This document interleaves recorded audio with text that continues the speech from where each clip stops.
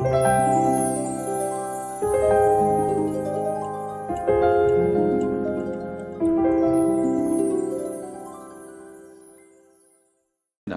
à Dieu. On va poursuivre le thème et ce sera clôturé ce matin. Bien sûr, j'aurais pu parler de l'Église encore avec d'autres détails.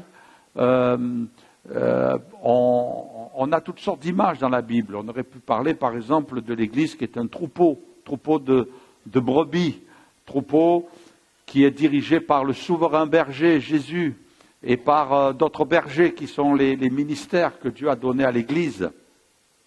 Il y a toutes sortes d'images, mais ce matin, je voudrais bien sûr en prendre une autre. On va dans quelques instants le voir. Vous voyez, Paul dit aux Galates, il dira juste pour introduire Paul, apôtre, non de la part des hommes, ni par un homme, mais par Jésus-Christ et Dieu le Père, qui l'a ressuscité des morts, à tous les frères qui sont avec moi, et notez bien là, il emploie le pluriel, aux églises de Galatie. Aux églises de Galatie. Et quand on regarde, il y a plusieurs églises dans la région de Galate. Il y a l'église de Derbe, d'Icône, de Lystre et d'Antioche, de Pisidie. Et c'est vrai, quand finalement Paul a fait toutes sortes de voyages et partout, il a établi des églises locales. Et c'était important pour lui. Et on va le découvrir aussi. Et vous voyez dans cette région, dans ce petit carré rouge là, c'est la Galatie, il y avait ces églises. Quand il écrit cette épître, l'épître aux Galates, il s'adresse en fait à 4 églises. Et les lettres, souvent, elles circulaient, c'était des épîtres, elles circulaient, et on les lisait. Tout ça pour dire que dans l'esprit de l'apôtre Paul, mais surtout dans la pensée du Saint-Esprit, il y a ces églises locales sur lesquelles le Seigneur a les yeux. On pourrait dire ce matin, on est une église parmi tant d'autres. C'est vrai que dans le mouvement des Assemblées de Dieu, quand nous nous retrouvons en congrès de pasteurs, on est à peu près 500. Il y a, je crois, bien sûr c'est assez c'est arrondi, mais on estime dans les Assemblées de Dieu que nous avons à peu près 600 lieux de culte, 600 lieux de réunion. C'est encourageant. Et non seulement dans les assemblées de Dieu, mais dans d'autres mouvements évangéliques, il y a toutes sortes d'églises dans notre pays. Et malgré le nombre, alors si on regarde sur le plan mondial, alors c'est carrément des millions d'églises, vraiment des églises qui sont fidèles à Dieu, qui aiment la parole de Dieu. Et comme Paul a écrit cet épître et qu'on voit que ça s'adressait à 4 églises, cela nous amène à réaliser que les yeux du Seigneur sont sur l'Église. Son cœur est dans l'Église. Dieu a mis son cœur là parce que c'est l'aboutissement. Et on ne peut être qu'émerveillé quand nous lisons la parole de Dieu de voir que tout ce qui a été écrit pour nous amener à Jésus, mais aussi, au travers de Jésus, de nous amener au corps de Christ qu'est l'Église. La pensée de Dieu depuis toute éternité, Dieu a pensé l'Église, alléluia, et c'est un mystère. La parole de Dieu nous dit, dans le livre du Cantique et des Cantiques, qui est celle qui apparaît comme l'aurore, belle comme la lune, pure comme le soleil, mais terrible comme des troupes sous leur bannière. Alors peut-être pour ceux qui ne connaissent pas trop le livre du Cantique des Cantiques, c'est un livre poétique, mais aussi romantique. Et dans ce livre poétique romantique, il y a toute une histoire d'un homme avec une fiancée, une bien-aimée. L'homme, en l'occurrence, c'est le roi Salomon qui a écrit cet épître, qui est à ce moment-là, semble-t-il, amoureux d'une Sulamite. Et au travers de cet amour, il va écrire des paroles vraiment extraordinaires, merveilleuses. Alors c'est vrai qu'au premier regard, on pourrait se dire, mais qu'est-ce que ce livre vient faire dans la Bible? Eh bien, non seulement il y a une histoire d'amour entre un homme et sa fiancée, mais au travers de cela, on est convaincu qu'il s'agit de l'amour de Dieu à l'égard du peuple d'Israël. Et le peuple d'Israël peut peut voir au travers de ce livre combien Dieu aime son peuple. Mais pour aller encore plus loin, eh bien, on a la conviction aussi qu'il s'agit de l'amour que Christ a pour l'Église. Et avec Jésus, c'est une histoire d'amour. Amen. Est-ce que vous aimez les histoires d'amour? Il n'y a que les dames qui disent Amen ce matin. On aime tous les histoires d'amour. Ouais, vous savez, c'est vrai que nous, on n'est pas trop portés là-dessus. Hein. Je ne sais pas chez vous, mais quelquefois, nous, c'est un petit peu la guerre à la maison. Hein. Quand on doit choisir un film. Parce que les femmes, elles aiment bien les histoires d'amour. Alors voilà, ah ben tiens, maintenant vous pouvez choisir votre film. Et puis, moi j'aime bien les films où il y a les voitures qui explosent, il y a un policier qui court après un bandit, et puis ça se bagarre, et puis le policier il tire une balle, il tombe par terre, le bandit. Mais il se relève encore, hein. Et puis il retire une deuxième balle, et il se relève encore, et puis il explose dans la voiture, mais il n'est toujours pas mort, hein. Moi, j'aime les films comme ça. Alors, c'est la guerre à la maison. Et puis, quelquefois, nous les hommes, quand on regarde les films d'histoire d'amour à l'eau de rose, là, bon, hein, on s'ennuie un petit peu. Hein. On cherche, on espère que... Alors, des fois, on arrive à trouver des compromis. Il y a des histoires d'amour dans des films policiers. Ah, c'est super, tout le monde est content. Hein. Et puis, nous, on a des difficultés. Mais quelque part, c'est important, l'amour, n'est-ce pas? On en a besoin, on a été créé avec le besoin d'aimer. Mais ce qui est extraordinaire, et j'aimerais que ce matin on mette l'accent là-dessus, qu'on parle de cette relation d'amour qui peut exister, qui existe entre Jésus et son Église. Amen. Tu as envie ce matin de savoir combien Jésus t'aime? Tu as envie de savoir jusqu'où il t'a aimé? Ah là, il n'y a plus rien. Qu'est-ce qui se passe? Vous avez coupé le son là? Je n'ai pas appuyé sur le bouton là? On a envie, parce qu'on en a besoin. J'ai découvert ce qu'un jour Rick Warren a déclaré. C'est pourquoi il dira « J'aime l'Église de tout mon cœur ». D'ailleurs, il a beaucoup écrit sur l'Église, et vous savez que dans les maisons, nous lisons un livre aussi qui nous incite à être fidèles à l'Église de Jésus et à réaliser ce que Jésus a fait pour nous. C'est le concept le plus brillant qui n'ait jamais été créé. Elle a survécu aux cultures, au gouvernement, aux sceptiques, aux ennemis de l'intérieur comme de l'extérieur. Et elle continuera jusqu'au retour de Jésus. Nous devons aimer l'Église comme Christ a aimé l'Église, comme Christ l'aime. Et nous devons enseigner les autres à l'aimer aussi. Comme Christ, il va citer ce passage d'Éphésiens, comme Christ a aimé l'Église. Et c'est très important, il s'est livré lui-même pour elle. Il est mort sur la croix pour l'Église. Car jamais personne n'a haï sa propre chair, mais il la nourrit et en prend soin, comme Christ le fait pour l'Église, parce que nous sommes membres de son corps. Amen. Est-ce que tu réalises ce matin que Christ aime tellement l'Église, il nous est dit, il la nourrit et il en prend soin. Amen. C'est ça le véritable amour. Le véritable amour qui existe dans un couple, c'est de prendre soin l'un de l'autre. C'est de veiller l'un sur l'autre. C'est de se protéger l'un l'autre. J'étais tout jeune marié. J'étais tout jeune dans le ministère, mais le Seigneur m'a changé depuis, hein, je vais vous rassurer. Il m'a délivré. Il est grand le Seigneur. Et j'ai vu un monsieur qui s'approchait de ma femme, d'Isabelle, et qui commençait à être léger avec elle. Oh, you. Mais là, j'étais tout jeune. Maintenant, ça va, je suis plus calme. Hein. J'étais tout jeune. Alors, j'ai regardé le monsieur. J'ai fait.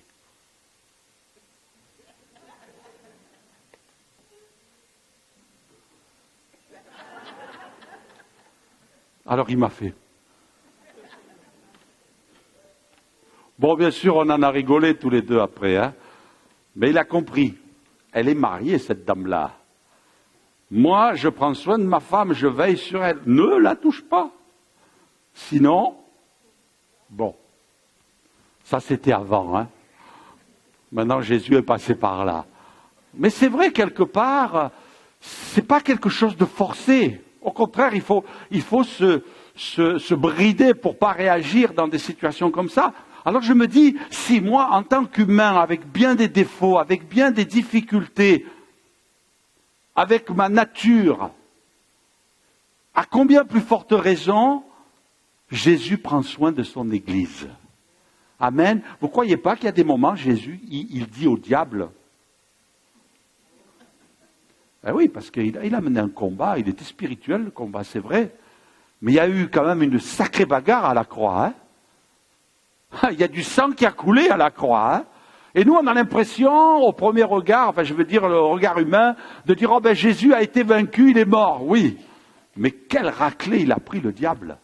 Il a dépouillé, il a désarmé les dominations, il a triomphé d'elles. Satan, la Bible nous dit, Jésus le voit d'une manière prophétique, et je crois comprendre que c'est à la croix que ça s'est passé. Il dira, je vois Satan tomber du ciel comme un éclair. Vous savez que Satan, il a été détrôné, il avait une position avant la croix qu'il n'a plus maintenant. Parce que Jésus, par amour, a donné sa vie. Il a mené le combat, il a mené la guerre, et il a été vainqueur. Et tout ça par amour. Regardez ce que dira l'apôtre Paul pour nous parler de cet amour qui existe entre Jésus et l'Église. L'apôtre Paul dira, je suis jaloux de vous d'une jalousie de Dieu. Bon, ça va, on est content. Parce que je vous ai fiancés à un seul époux pour vous présenter à Christ comme une vierge pure. Je vous ai fiancés. L'apôtre Paul s'emploie, bien sûr, poussé par l'Esprit de Dieu. Nous, on sait que la parole de Dieu, elle est inspirée par le Saint-Esprit. C'est Dieu qui nous parle au travers de l'apôtre Paul, qui dira, je vous ai fiancés à un seul époux pour vous présenter à Christ. Il voit dans l'Église cette fiancée qu'il veut apprêter pour le moment glorieux, pour le moment merveilleux. Et on peut en venir à la Genèse. Vous savez que Jésus est appelé le second Adam. Il y a le premier Adam, celui qui est à l'origine, mais il y a le second Adam, c'est Jésus. Et il est dit au sujet du premier Adam, l'Éternel Dieu dit, il n'est pas bon que l'homme soit seul, et je lui ferai une aide semblable à lui. Amen. C'est merveilleux. C'est quelque chose d'extraordinaire. Je crois qu'il faut vraiment méditer là-dessus, sur ce que Dieu a voulu en créant l'homme et en créant la femme. Le Ish, c'est l'homme en hébreu. Isha, c'est la femme en hébreu. Il y a une ressemblance. Mais il y a aussi quelque chose de fort que Dieu a prévu. C'est qu'il a fait une aide semblable pour que l'homme ne soit pas seul. Mais moi, je vois plus loin encore. Moi, je crois que Dieu n'a pas voulu que son ciel soit vide. Il n'a pas voulu que dans le ciel, ce soit la solitude. Dieu ne s'est pas satisfait des anges dans le ciel. Il aurait pu dire, oh, cette création, les hommes, depuis Noé, depuis Sodome et Gomorrhe, vraiment, c'est terrible, cette humanité qui est toujours portée vers le péché, qui est toujours portée vers le mal. Mais Dieu, dans son amour, eh bien, a voulu que son ciel soit rempli, qu'il n'y ait pas de solitude, que l'homme ne soit pas seul, mais je crois que, comme Dieu nous a créés à son image, nous sommes des êtres où nous avons besoin d'entourage, nous avons besoin de nous retrouver. Vous savez que c'est un besoin même de venir à l'église, de rencontrer d'autres gens. Les gens qui s'isolent, les gens qui s'enferment chez eux, ce sont des gens qui vont développer des traits de caractère horribles. Parce qu'il y a l'égoïsme, il y a l'orgueil, il y a toutes sortes de choses qui viennent dans notre cœur. Mais quand on est dans une église avec des gens que nous côtoyons, des gens qui sont près de nous, et puis quand on a une vie sociable, eh bien c'est bénéfique pour chacun d'entre nous, ça nous fait du bien. Ça nous aide à considérer que nous avons besoin les uns des autres. et nous nous faisons du bien. Et Dieu l'a voulu, cela. L'Église, c'est une famille, c'est une grande famille. Il y a des enfants, il y a des jeunes, il y a des jeunes couples, il y a des familles, il y a des personnes âgées, mais tout cela, c'est parce que Dieu l'a voulu. Il n'est pas bon que l'homme soit seul, on a besoin d'être avec d'autres et d'être ensemble. Dieu, dans son amour, a regardé l'homme et il a dit, il n'est pas bon qu'il soit seul. Mais je crois que ce sentiment de partager quelque chose, il existe dans le cœur de Dieu aussi. Il nous a voulu. Il a voulu son Église. Il a voulu son peuple.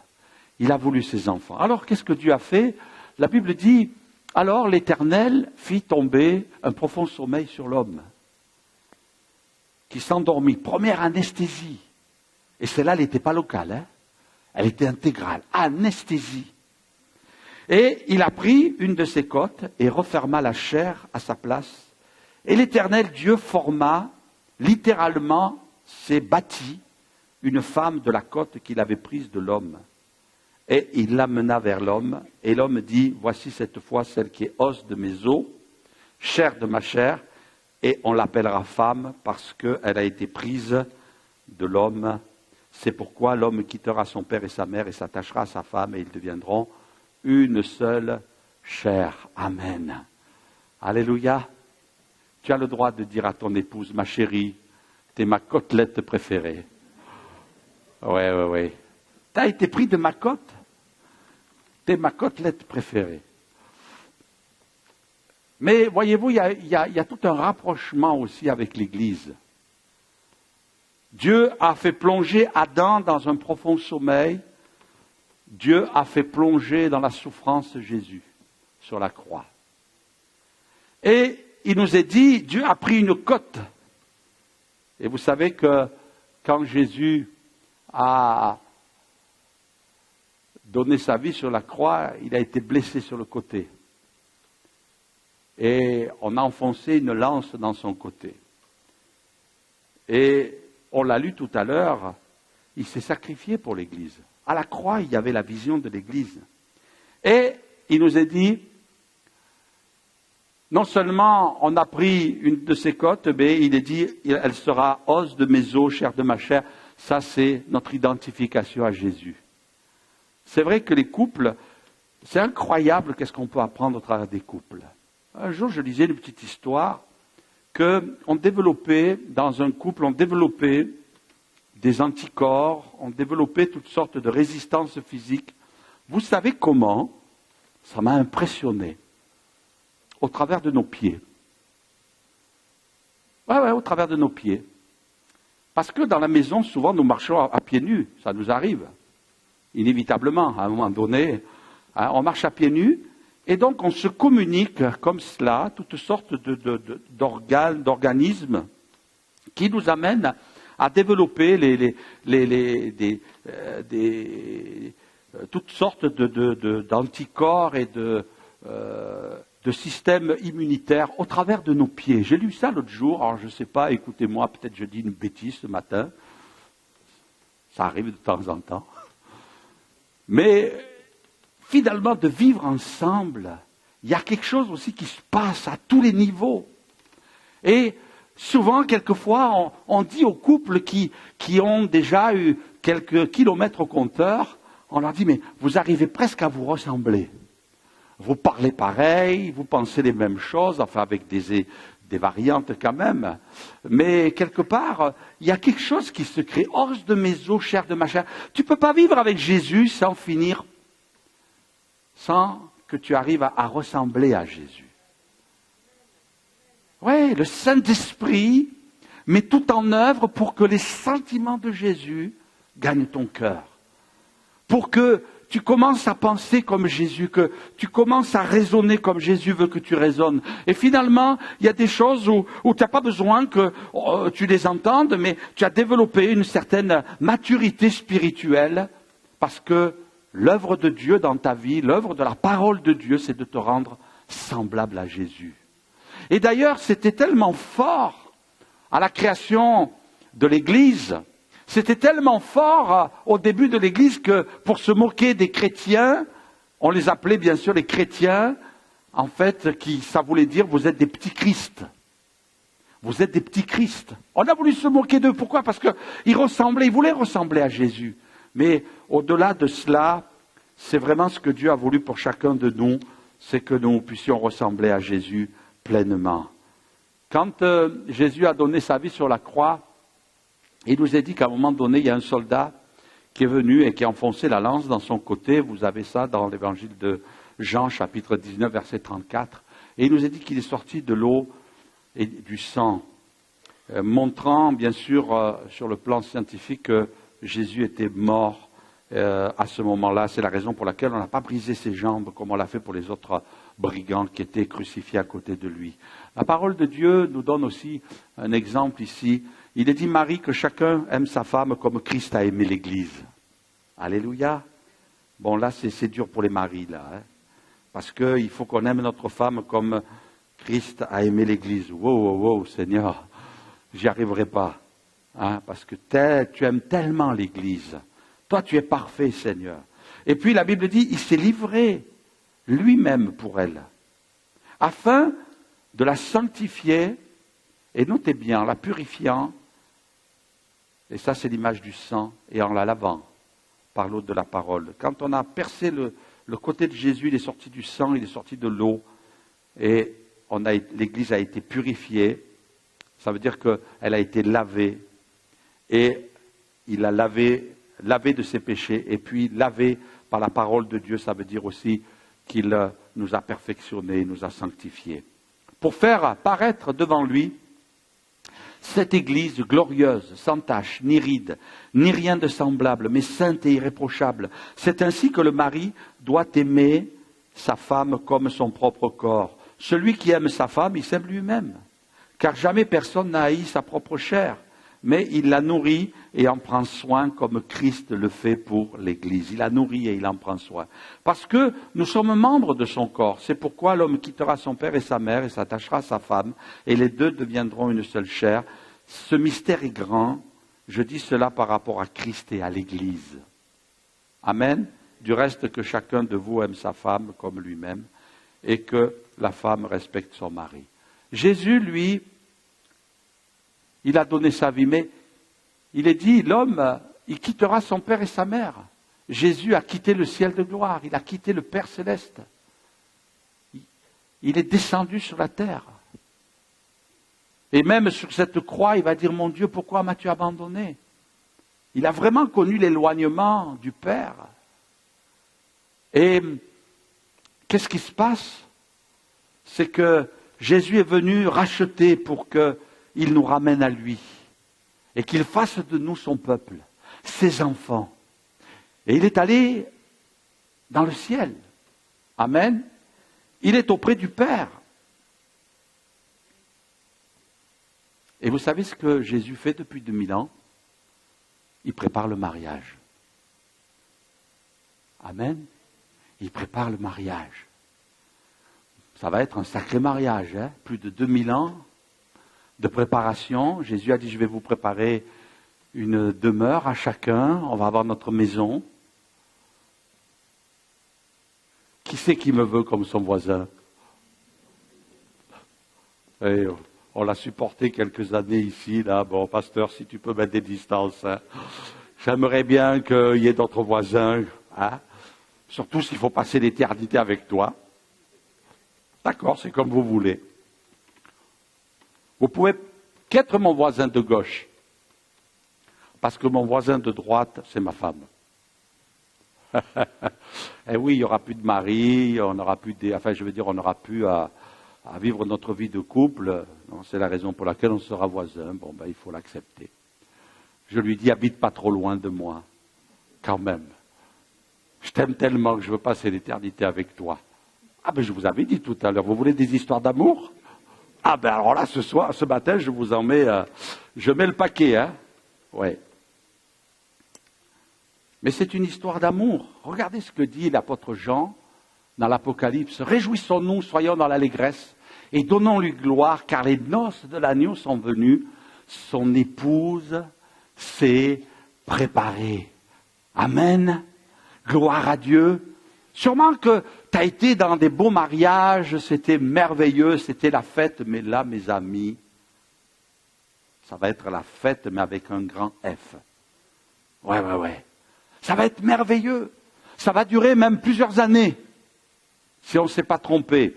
Alors on ne fait pas trop de calculs, mais on sait que ce moment où l'Église va fêter les noces de l'agneau, où l'Église va vivre, bien sûr, sur le plan spirituel, comme un véritable mariage, comme les noces de l'agneau, ça va durer quelques années. Pendant ce temps sur la terre, ça sera la grande tribulation, ça va être terrible. Alors bien sûr, moi je ne me livre pas trop à des calculs, parce qu'on ne sait pas si c'est 7 ans, si c'est 3 ans et demi, on ne sait pas, mais peu importe, c'est pas grave. On sait déjà que ça va durer quelques années. Donc ça va être une sacrée fête, hein. Ça va être formidable. Alors là, en plus, on ne sera pas soumis à la fatigue, on ne sera pas soumis au sommeil, mais là, les anges vont être là et se réjouir et nous servir. On a du mal à imaginer, parce que la Bible dit qu'on va être des myriades de myriades. Alors je me dis, mais la table, elle va être grande, hein. Ah oui. Ah, c'est pas sous un chapiteau, là, hein. Là, ça va prendre de la place. Mais c'est une réalité. Alors, bien sûr, ça va être fait d'une manière symbolique, mais toujours est-il que Jésus nous attend. Jésus attend son Église. Parce que c'est son Église qui va venir chercher. Vous savez, c'est dangereux de penser que finalement, l'Église, c'est pas grand-chose. Bien sûr, c'est pas un bâtiment, mais c'est le peuple de Dieu. Mais cette Église, il l'aime. Il veille sur son Église. Et je crois que c'est l'endroit où je suis bien, où je vais développer ma foi. Je vais grandir dans la vie chrétienne, mais aussi je vais mener des combats et je vais être fort. Parce que on est ensemble. Vous avez vu ce passage qu'on a lu en introduction, et je vais y revenir dans quelques instants. J'ai bien aimé un jour cette parole de Billy Graham qui disait « Ma maison est au ciel et je suis juste un voyageur dans ce monde. » Tu sais, c'est juste un petit passage là, ta vie sur la terre. C'est pas grand-chose par rapport à l'éternité. C'est rien. Alors tiens-toi bien. Comporte-toi bien.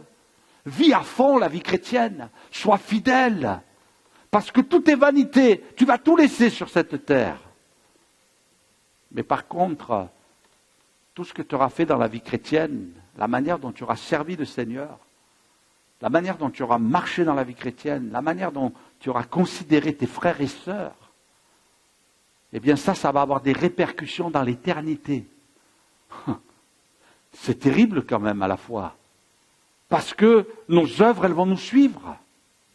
Elles vont nous suivre.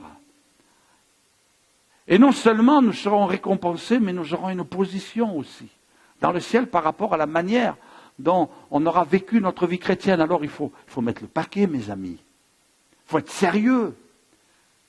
Il faut être fidèle à Dieu. Il faut l'honorer. Il faut le glorifier. Il faut faire le maximum de ce qu'il nous dit dans sa parole. Non pas par obligation, mais par amour. Tout simplement, par amour. Parce que lui, quand il s'est donné, Jésus, à la croix, ça a été dur. Mais il est allé à la croix. Parce qu'il a vu l'Église aussi. Non seulement il a vu ton âme, mais il a vu l'Église et il a dit, il faut y aller. On va y aller à la croix. Et il y est allé. Amen. Et je vais juste terminer en vous disant, elle est belle, cette fiancée. Elle est belle. Mais j'aimerais m'arrêter quelques instants là-dessus. Elle est terrible. Elle est terrible. Moi, je crois que, en tant qu'homme, à un moment donné, je ne pense pas que je réagirais de la même manière aujourd'hui, mais quand j'ai fait à ce monsieur,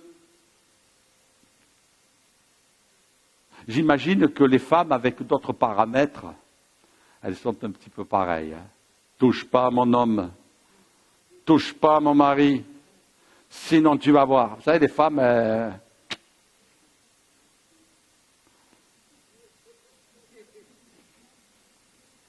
elles savent y faire aussi. Et là, c'est ce que ce verset nous dit, elle est terrible. Elle est effroyable, elle est redoutable, elle est affreuse, elle est épouvantable. Là, il y a de l'énergie dans les femmes. Peut-être elles ne savent pas tout à fait, quoique, hein, se battre comme les hommes, quoique. Hein?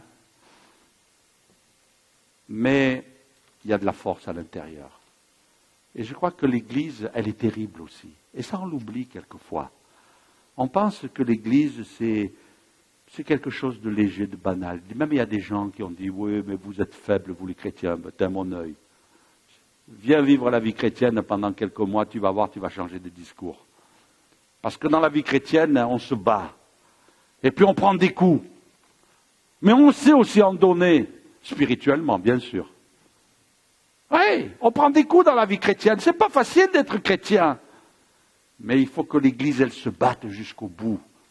Comme une femme qui va se battre pour garder son mari. Comme une femme va se battre pour garder ses enfants. Ne touchez pas aux enfants. Parce que vous allez avoir affaire à ma femme. Et là, elle est redoutable. Elle est terrible. Vous savez, cette semaine, on va avoir un temps de jeûne et prière. C'est l'Église qui va jeûner. Elle a des buts, elle a des objectifs, l'Église.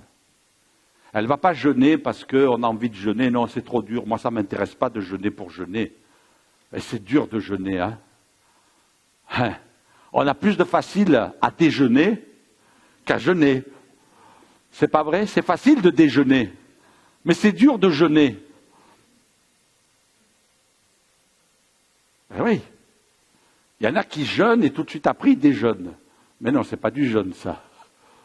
C'est dur de jeûner. Mais dans le jeûne, le Seigneur nous a donné un enseignement. C'est que dans le jeûne, c'est un combat. Dans le jeûne, il y a des défis. Quand je lis la Bible, moi, vous savez, je suis assez borné. Je ne vais pas interpréter les choses n'importe comment, parce qu'il y a des gens qui donnent un petit peu le côté magique au jeûne. En pensant d'une manière un petit peu, mystique. J'ai jeûné. Écoute, lis la Bible et tu vas voir ce que la Bible dit au sujet du jeûne. Vois dans la Bible quand ils ont jeûné, qu'est-ce qui s'est passé. Parce qu'ils ont des défis, parce qu'ils ont des buts. Quelquefois, il y a des gens, ils me disent, pasteur, tiens, il y a un endroit là-bas, ils sont en train de jeûner. Ben, laisse-les les jeûner, il n'y a pas de souci. Mais moi, je ne vais pas y aller parce que je n'ai pas d'objectif, je n'ai pas de but. Mais par contre, cette semaine, on a des buts, on a des objectifs, on a des défis à relever, on va les voir dans quelques instants. Et peut-être que dans ta vie aussi, tu as des objectifs. Le Seigneur, il t'attend. Parce que l'Église, elle est terrible quand elle se met à prier. Regardez ce que dit l'apôtre Paul. C'est pourquoi les dominations et les autorités dans les lieux célestes connaissent aujourd'hui par l'Église la sagesse infiniment variée de Dieu, selon le dessein éternel qu'il a mis à exécution par Jésus notre Seigneur. En lui, nous avons par la foi, en lui, la liberté de nous approcher de Dieu avec confiance. Aussi, je vous demande de ne pas perdre courage à cause des afflictions que j'endure pour vous. Elles sont votre gloire. Les dominations, les autorités, les puissances des ténèbres,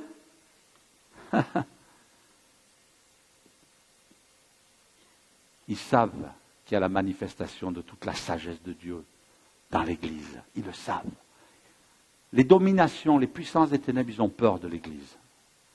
Ils ont peur du croyant, mais ils ont encore plus peur de l'Église. Et Dieu nous donne des rendez-vous. Parce qu'il y a des endroits où, il y a des moments dans notre vie où on a besoin de l'Église. On va juste passer au diapo suivante pour parler du jeûne et prière. Et puis, on va ensemble prier là encore ce matin.